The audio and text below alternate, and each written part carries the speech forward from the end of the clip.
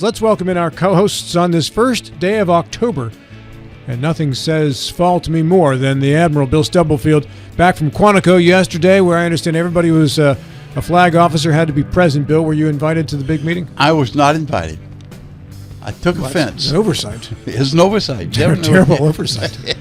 I've never seen anything like that. Retired Admiral Bill Stubblefield, 2-star. Good morning, Rob. Great to be here. Good to have you, sir. I want to give a shout out. I guess this is as good a time as any, since I went to the Shepherd's presidential lecture last night, and John Gilstrap was the principal. Gave the lecture. I know John as a very interesting individual around the table, very quick-witted, very insightful, very intelligent, writes a wonderful book.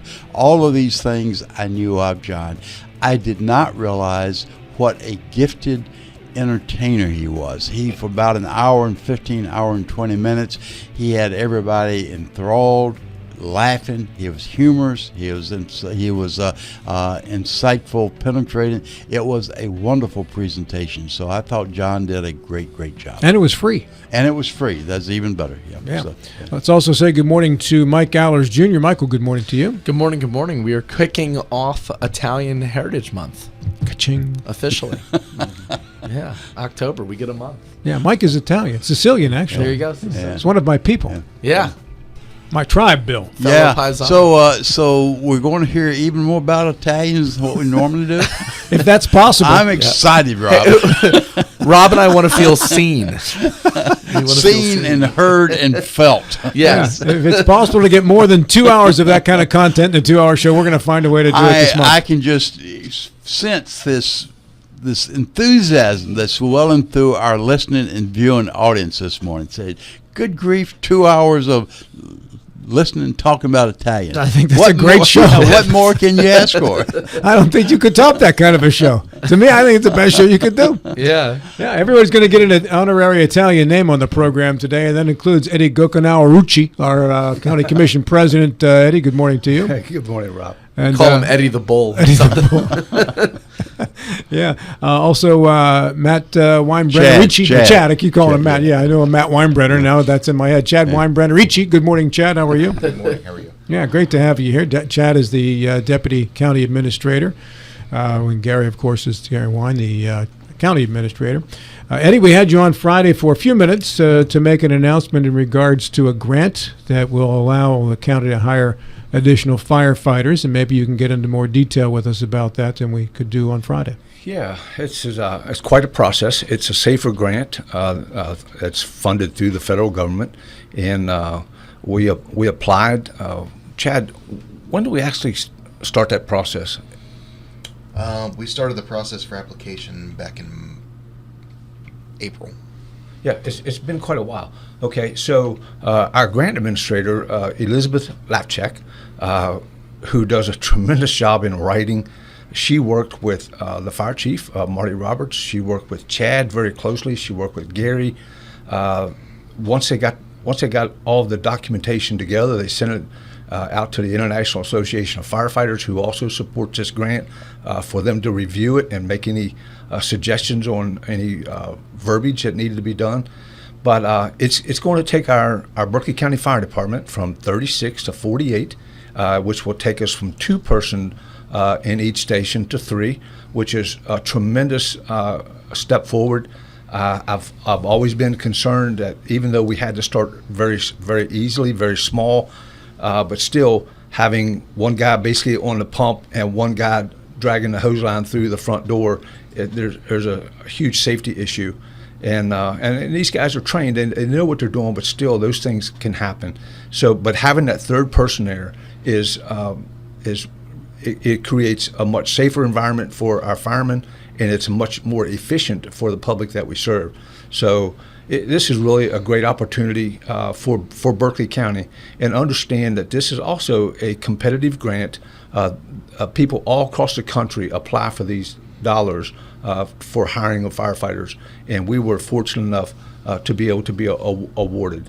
And it's just another great opportunity for us. Eddie, you say 3. You're talking about 3 per watch. 3 per shift, yes, sir. And you have 3 shifts per day. No, I sir. mean, per We have a total of 3 shifts. 3 shifts. Right, and they work a Yeah. 24-hour Yeah. shift, and then they're off for 48, and they continue Okay. to roll Okay. like that. And that increases with the volunteers that we currently have. We still have an active volunteer force, and we want them to be engaged. We want them to be involved. It's their calls and that we're running out of their station and their community. So, for clarification, you have 5 volunteer stations. Yes, sir. And now you have each station fully staffed with paid staff. Yes, sir. We have 2 in each station right now, Yeah. and within 6 months we'll be at 3. Yeah. Yep. Very good. Now, are you confident you have the revenue to maintain these positions after the grant expires? Absolutely. Yeah, we would not have applied for this, if we were not confident that within the 4th year is when we need to pick it up. The first year, the federal government pays 75%. The first year and the second year, the federal government pays 75%. Berkeley County pays 25%, and then the third year, the feds pay 65%, and we pay 35%. The 4th year, it's all on us.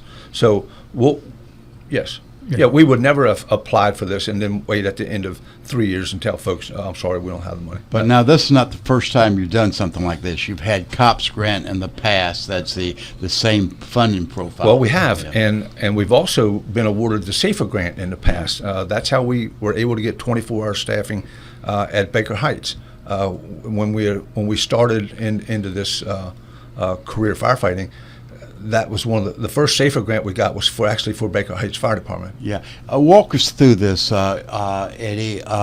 For many years in Berkeley County and throughout the rest of the state, the fire service is provided by volunteers, and the volunteers did a phenomenal job. They developed a culture which the communities were rallied around. But with the growth pressure we're having in Berkeley County, it was not possible for the volunteers to keep up with it. And I think what makes Berkeley County unique is that the volunteers, after a little bit of initial resistance, have fully endorsed and encompassed the paid staff. Is that correct? Yes, sir. And that took a lot of work, Yeah. and you were very instrumental in making that happen. Yeah. But that's a very proud organization. Yes. The fire service across the whole country is a very proud organization, and for them to actually reach the point where they said, "Look, we can't handle this anymore. We need help." That's tough to do, but they've done that, and they've worked with us to get us where we need to be, and I can't say enough about our fire service board. Quite honestly, had we not had the last increase of the commercial fee that allowed the fire service board to assist in paying for half of the last 12 that we got, that was really a big deal. In which Hunter Wilson and I were on this show explaining the necessity of that fee increase, and then the fire board has carried it through. So. And this is the thing I'm most proud of is that we're all working together. This opportunity right here to grow our fire service for the future is partnered by our fire service board, by all of our volunteer fire departments, and we've created impact fees, which are coming, which Chad is going to talk about. And when we've created TIF districts to help fund different stuff. So the TIF district, like on the north end of the county, is going to help fund that public safety building. Well, we don't have to go back to the taxpayers. We don't have to go to the ratepayers on the fire service fee or the ambulance fee and say we need to increase your rates because we need to build this new building. All these are working together for a greater end, and that's the public. And that's Before Chad gets into impact fees, we had Deborah Hammond on last Monday talking about the history of the rain tax, and which I think is mislabeled. It should be in stormwater. It could be a lot of things, but it's labeled rain tax regardless. My contention is that the rain tax is only $41, which is not a lot of money considering things, but even if it was $1, there'd still be a lot of pushback. What is your view of how to address the rain tax? Well, I mean, we're attacking this thing several different ways. You know, everybody hates it, and the county commission hates it. So John and I, when Steve serves on the sewer district board, okay, but John and I have met via Zoom along with Gary on multiple occasions with Senator Capito's staff to see about getting us out from underneath of this requirement, for one thing. But at the same time, if you're going to be required to do it, it also takes dollars to be able to do it. So there's more to it than just reducing the fee. We had said in the past that if we were able to get the public safety bill across the finish line, that we would be able, in a financial position, to absorb the rain tax into our county coffers. So, you know, we constantly are working on ways to reduce these fees or eliminate these fees. So is that tempting though? Obviously, it's important to. Berkeley County's growing in a big way, right? So that's got to be top of mind. That obviously, as more people. Oh, is that a double? No, that was me, and I checked it 3 or 4 times. That was me. No, my fault, Rob. I already knew, Bill. You're good. As more people are moving in and the tax base is growing, obviously, it would be tempting to kind of raise taxes. So how do you make sure that taxes are kept low, that unnecessary taxes are gotten rid of to balance this responsible growth? Yeah, well, you know, we understand the tax burden on our residents, and mostly our seniors. They're the ones that have our greatest concern when, you know, we'd have to look at a fee increase, or we would look at raising a levy rate or anything of that nature, because they do not have the ability to raise additional income. Mm-hmm. You know, they're on a true fixed income.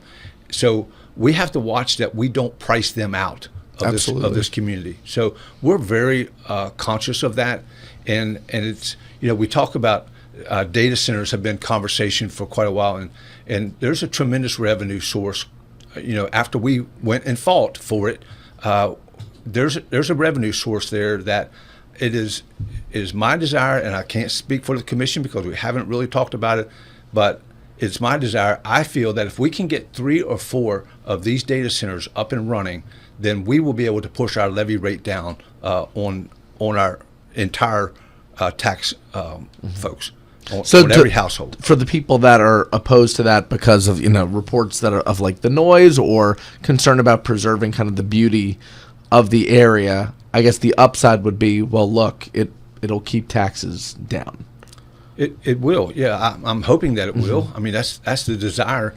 But, you know, we do have one company coming here already that's going through our planning commission process.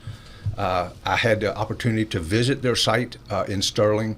I've spoke with the owner of the company and told him, look, how important it is for us to protect our neighbors, which our neighbors on this one is hospice, that we respect that facility. We want to protect that facility. We want you here, but we want you to understand the importance of this.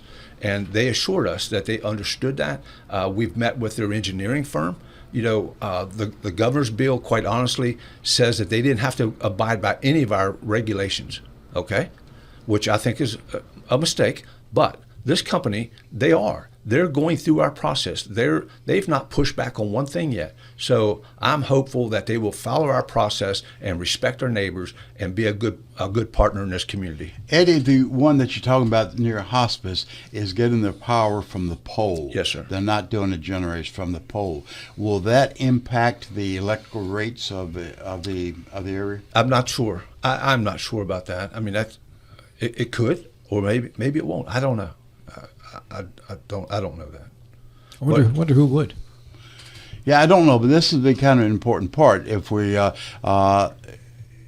coming from the pole is different than what we're having in Preston County, a couple of other counties where they're going to be building the generator that will provide the power. But this is not, and future ones in Jefferson and Berkeley County may be coming from a generator. But in this case, it's strictly from the pole. Yeah. I don't know. I guess PSC, that's probably an answer for them, not me.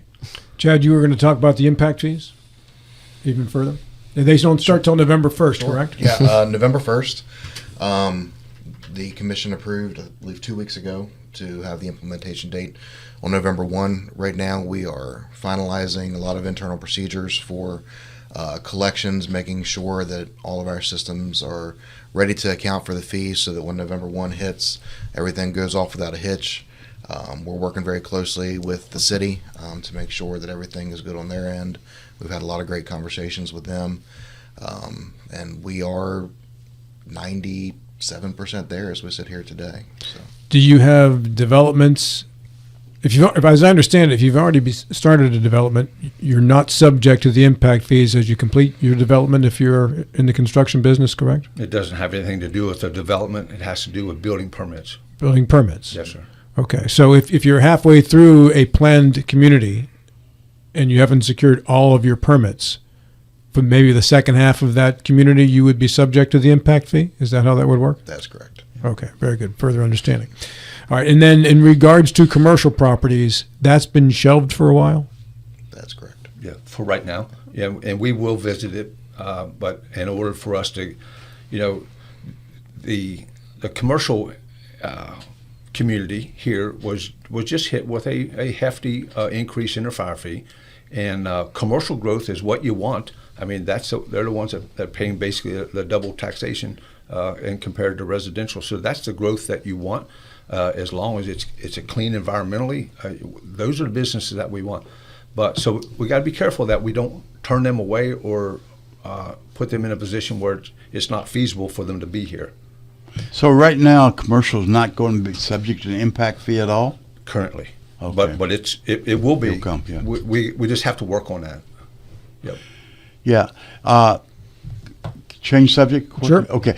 Recently, you had a meeting with Secretary of Transportation about the roads, and I understand it was not the most productive meeting imaginable. Was that fair to characterize? I'd say that's fair. Okay.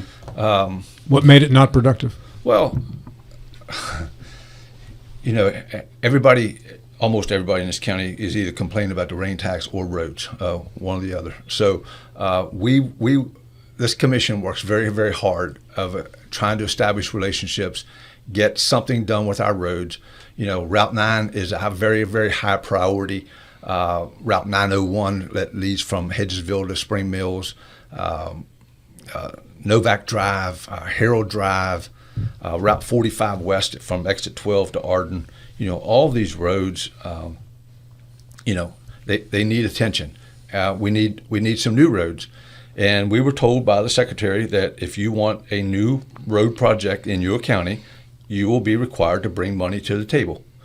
So, our tax structure is not set up for that. Mm-hmm. So that's going to make it very, very difficult. And is that a new request? I mean, have you ever had a governor say that before? No, sir. No, sir. And these are state roads to be built and managed and maintained by the state. Yes. So why does the county have to kick in if you've never had to kick in before and it's a state road? According to the Secretary Rumball, is they do not have the funds to be able to do anything new. Well, where are the funds? Like, I mean, Yeah. What happened to this? This don't we have a a lot surplus? of money that came from Justice. Is that all? You that mean been the roads spent? to prosperity? The roads to prosperity. Has that all been spent? It's my understanding that the previous administration spent those highway dollars. So we're back to where we started from, except And some maybe, roads and have been maybe even a improved. little further back. Yeah. Maybe a little further back. But I just find it to be disheartening that they say that we'll give you something, but you got to bring something to the table. You've got to actually pay for part of it, and he who comes first will be the first in line. Sounds like Italian Heritage Month. It does, doesn't it? Yeah. It's, What's in it for us? Yeah, I mean, I can tell you that the investments have to be made here. The governor and his staff, they will talk about return on investment. Here is a place to invest. Here's where you will get your return on the dollar. And, I certainly do not want our mountaineer friends and brothers and sisters in southern West Virginia to be on bad highways. I absolutely do not want that. but that's not where to invest. Well, especially Berkeley and Jefferson, we're the economic powerhouse of the state. Yes. So you'd think that, I mean, this shouldn't even be about politics or anything. It should be just about priorities, that you will get that return on investment if we have our, if we just invest in infrastructure. We've got, like I say, Route 9 and 901, all these different roads. But you take Novak Drive, for example, out near the airport. If you would extend Novak out and turn it into the existing Route 9 East, there's opportunity for economic opportunities. Around the airport would explode. The infrastructure is there. So we just need to get a road across there. It would take the burden off of Exit 12, which everybody despises going through. Even though it's a little bit better than what it was, it's still a challenge. So that is, in my opinion, as far as a new road, is a place it needs to be. Now, Route 9 West needs help. And, there's talk about a possibility of a short bypass around the town of Hedgesville. We even talked, I'm like, look, do you have enough money to put a new light in the town of Hedgesville? Because, if you're heading east on 9, the light in the morning to turn left activates, and it gets a lot of people through there. But on the way home, that light is still... And Hedgesville is growing, It too. It is. Well, the town of Hedgesville is not, but everything around it is. Yeah. Okay? So I'm like, do you have enough money to replace the existing light that will accept a change in the timing of the system? And they just kind of look at you. So it's frustrating. So how much did they give you a percentage as to what you need to bring to the table, Eddie? They didn't. I was probably turned off at that point. I don't think he said 50%, but But has this been an ongoing thing? Like even with the previous administration with the Roads to Prosperity, were there like talks to get something done and then it just didn't happen? Or in the past administration, I'll tell you that governor was more concerned about Southern West Virginia. Mm-hmm.